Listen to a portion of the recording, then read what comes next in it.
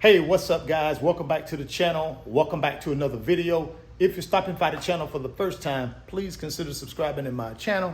And while you're at it, smash that like button for me. I really would appreciate it. Also, hit that post notification bell so that you're notified every time I upload a new video. Be careful down in the comment section of the videos. A lot of spam, a lot of scammers. I will never ask you to contact me by WhatsApp or Telegram.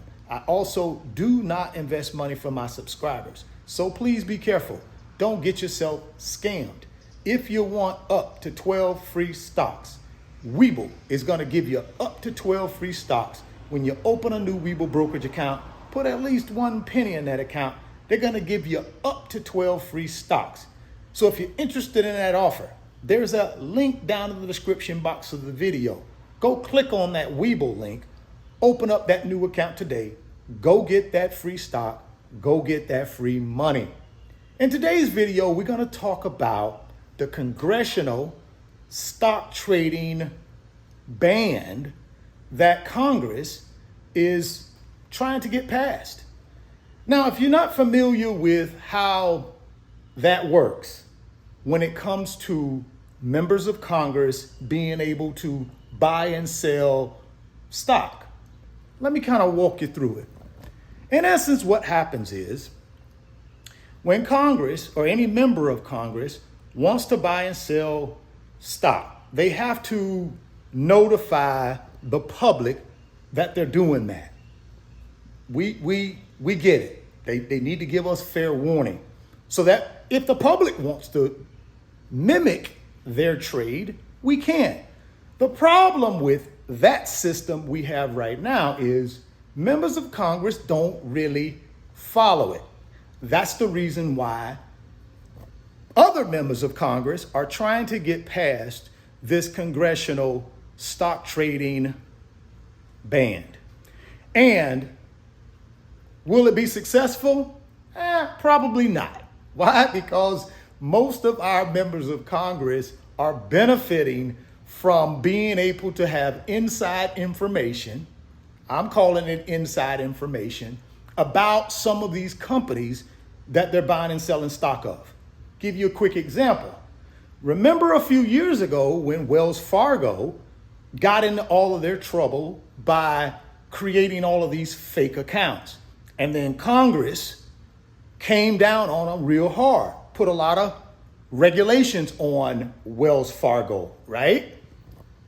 What we didn't know is members of Congress that were part of that committee that was putting these restrictions on Wells Fargo sold their Wells Fargo stock prior to announcing those restrictions to the public on Wells Fargo. See, in my opinion, that's not fair. These people, members of Congress, were able to sell their Wells Fargo stock at a higher price. And then they rolled out the regulations on Wells Fargo and the stock price tumbled. So people like you and I who didn't have that inside information, guess what? If we had Wells Fargo stock, I had Wells Fargo stock at the time, my stock took a tumble because of those regulations. Now, had I known 48 hours prior to them rolling out those regulations that members of Congress were dumping their Wells Fargo stock, I probably would have done the same thing. That's just not fair. So I think a congressional stock market ban is probably something that we should be doing. Now, here's how it would work. This is how the stock market congressional ban would work. Any member of Congress, any member's spouse, any member's dependent would need to divest their investments or put their investments in a blind trust. So they would either have to sell off all of their stock market positions, or they would have to take those investments and give them to someone else to manage, third party, arm's length transaction for someone to manage them for them that they had no direct contact with on what they should be investing those assets in, buying or selling them. I think that's similar to what they do with the president. So when the president comes into office, they typically will put their investments in a blind trust. That way, the president is not looked at as having information that's helpful to the president when they're making decisions on buying and selling companies, which the president will have information, just like Congress has information, right? Congress is the one that's monitoring a lot of these companies who do things wrong in the financial world, right? Like Wells Fargo. Remember Boeing. Remember when Boeing was having all those problems? I believe it was with the 737 jet when they were falling out of the sky. Yeah, Congress was looking at that as well. And guess what? Prior to them coming out with certain things, rules and regulations for Boeing, Congress had developed for Boeing, members of Congress sold their Boeing stock. They rolled out the regulations, and guess what? Boeing stock tumbled. But you and I didn't have privy to that. So all I'm saying is I think this stock market ban, the Stock Market Trading Act of 2022 that certain members of Congress have brought forward should have some strong support, I hope. The likelihood of that happening, probably not, because you guys know I understand how the game works, man, especially our financial game in this country. You know, the financial game in this country is controlled by the 1%. And let's face it, a lot of our members of Congress are well-to-do. They were already wealthy when they got to Congress. Not all of them, don't get me wrong, not all of them, but a good majority of them, especially people who head up some of these financial committees, especially some of these people who really are in high-ranking positions in Congress. Most of these folks are well off, man. They're not, they didn't come in poor. A good many of them came in with some money and with some wealth. Like I said, not all of them, but a good many of them did. So they're part of that 1%. And the 1% manipulates our stock market to their benefit, right? Remember, I've always said the 1% want us to buy stock when we really should be selling it. And they want us to sell stock when we really should be buying it. That's how the 1% manipulate us, through fear. And they use the media in order to promote that propaganda, right? Right now, we're in a situation where the stock market has probably had one of its worst Septembers on record.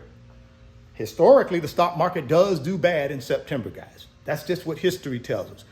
But the stock market right now has really, really tumbled. All three major indexes are way down for the year. The problem we run into a lot of times as individual or retail investors is we think buying the dip is really what investing is all about, when it really isn't. Buying the dip is just one little small part of it, guys. If you really want to build wealth, you got to do it through dollar cost averaging, where you're investing into the market consistently over a long period of time, right? Not just when the market is down, but no matter what the market is doing, you're consistently investing. Why? Because we never know when the market is going to have its best days. So if we're sitting around waiting and not investing consistently, we may miss those really good days. That's why dollar cost averaging is so good for retail investors, people like you and I. Buying the dip is okay, but the problem is when you buy the dip and then the dip dips, then you're in trouble. See, a lot of people are in that position right now, right? Last week, they thought, let me buy the dip, but guess what? The dips keep dipping, right? So really nothing wrong with buying the dip, guys. I'm just telling you, that should be your only investing strategy. It's just, I'm gonna wait and buy the dip and try to time the market. We will never time the market correctly, guys, right? Time in the market is not a good strategy. Time in the market is the better strategy. See, time in the market goes hand in hand with dollar cost averaging, right? I'm taking a small amount of money or a large amount of money, and I'm investing it consistently every single week, every single month, no matter what the market's doing. See, that's time in the market. And if you do that long term, history tells us you'll build wealth. Timing the market is kind of like buying the dip, right? Right now, we're experiencing tremendous lows in the stock market, right? I looked at Apple this morning. It was trading at $138 a share. A month and a half ago, it was trading at $170 a share. So that's buying the dip, right? So right now, if I buy Apple at the 138, which I'm not saying that's a bad deal. I think that's still a bargain deal for Apple. But it does not mean Apple is not going to fall further. Apple may go down to $120 a share. So that's where buying the dip and then the dip dips. Some of us can get into trouble if we put all of our money into buying the dip, especially if that's money we're going to need over the next year or two. You should never put money in the stock market that you're going to need in the short term. And I say short term, really 12 months. Within 12 months is short term, right? Maybe even stretch it to 24 months is short term. If you're going to need that money for something within 12 to 24 months, don't put it in the stock market, especially not right now. Right now, the money you put in the stock market should be out there 3, 5, 7, 10 years, because that's where the wealth is going to come from. You're buying at a discount today, but you hold it. Hold it. And then down the road, those investments grow in value, and that's where you create your net worth. But yeah, I do believe they should come out with some stricter guidelines for members of Congress when it comes to buying and selling stock. Because a lot of these members of Congress have insider information. They do. Now, I'm not saying they're insider trading and I'm saying they're breaking the law. I'm not saying that. All I'm saying is they do have information that we don't have. Let's be honest. And then when they don't report it on time like they're supposed to do under the current guidelines, guess what their fine is? $200. Come on, man. That ain't no fine. Now, the new bill that they're trying to get passed will fine them 1 month's worth of their congressional pay, which is a little bit heavier fine. But let's face it, a lot of these folks, like I said, are already wealthy, man. And these members of Congress don't make a lot of money, right? Not a lot. Now, don't get me wrong, $175,000, $180,000 a year is a lot of money. But compared to what they've already made in the private sector before they got themselves into Congress is small beans, right? So a little slap on the wrist. Drop me some comments and let me know what you think about this proposed Congressional Stock Trading Act of 2022 that some members of Congress are trying to get pushed through. I doubt it'll get pushed through because, again, most of those people are a part of the 1%, and the 1% is not going to let that happen because why? 1% of the population controls 99% of the wealth in this country, right? And then 99% of the population creates the wealth for these people by working for them, right? That's us. 99% of us work for a lot of these 1%ers. Well, we got to change that. The only way we change that is through dollar cost averaging into our favorite companies, favorite ETFs, and favorite cryptos. If you want up to 12 free stocks from Webull, click on that link down in the description box. Go open that Webull account today. Go get that free stock. Go get that free money. If you're stopping by the channel for the first time, please consider subscribing, share the video, smash the like button. Thoughts become things. If you can see it in your mind, you can hold it in your hands. You guys keep chasing your greatness. Never stop believing in yourself. And I'm going to catch you on the next video. Peace. Today's video is sponsored by my company, RF Financial Consulting. And in my company, I work with individuals just like you through financial mentoring and coaching sessions. And in those 1-hour sessions, we talk about strategies to help you get to your financial freedom, whether it be through real estate investing, stock market investing, creating additional streams of income, credit card arbitrage, or starting and growing a business. If that's something that you might be interested in, there's an email address in the description box of the video. Send me an email and let's discuss if I'm the right fit for you.